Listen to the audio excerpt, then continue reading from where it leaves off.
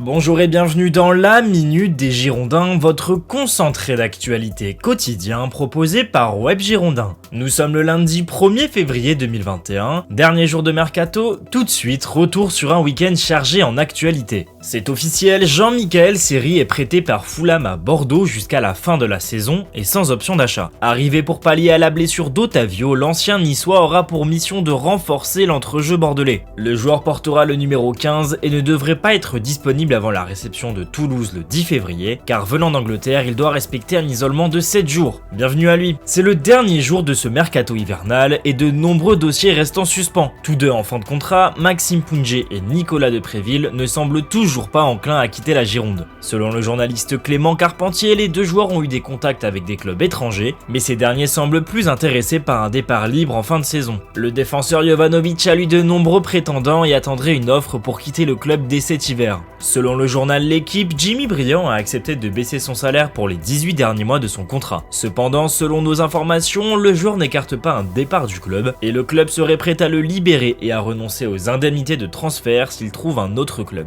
L'équipe nous a appris ce week-end que Jean-Louis Gasset souhaiterait tenter le coup Mbaye Niang. Évalué à 10 millions d'euros avec un salaire avoisinant les 220 000 euros par mois, l'opération semble compliquée sans plusieurs départs dans les rangs girondins. Rendez-vous sur Web Girondins pour suivre en direct et jusqu'à minuit les avancements de ce dernier jour de mercato. Vendredi soir, Bordeaux s'est incliné face à Lyon au Parc OL. Toko Ekambi ouvre le score à la 31e minute à la suite d'un corner joué rapidement. À la 54e, Kalou égalise à la suite d'un très bon centre en retrait d'Oudin. Malheureusement, Dubois marque en toute fin de rencontre sur un centre hasardeux. Fin cruelle pour les Girondins qui, après un très bon match, craquent en fin de rencontre et perdent l'occasion de gagner des points. Bordeaux redescend à la 10e place du classement et recevra Lille ce mercredi à 19h. Pour leur entrée en Coupe de France, les féminines ont assuré le coup face au Havre et ont remporté la victoire sur le score de 5-0. Shaw et Snoéji sont toutes deux inscrits un doublé et Jorena a marqué en fin de rencontre. Félicitations à elle. Ce samedi matin se tenait une opposition entre le 11 remplaçant de Bordeaux et l'équipe réserve. L'équipe professionnelle s'est inclinée sur le score de 2-1. À noter des buts de Delorier Chobé et d'Ibrahim Diarra pour la réserve, contre un but de Traoré pour les pros. Hatem Ben Arfa est entré dans l'histoire du championnat de France en passant la barre des 600 dribbles réussis en Ligue 1. C'est le premier à réussir cet exploit depuis qu'Opta Jean analyse la Ligue 1. Enfin, nous tenons à souligner le geste des ultramarines qui ont remis un chèque de 5 000 € à l'association Médecins du Monde. C'est terminé pour aujourd'hui, à demain pour une nouvelle Minute des Girondins. Retrouvez l'actualité des Girondins de Bordeaux et suivez cette dernière journée de mercato sur webgirondins.com ainsi que sur nos applications iOS et Android.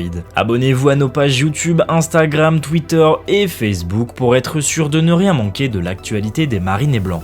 Bonne fin de journée.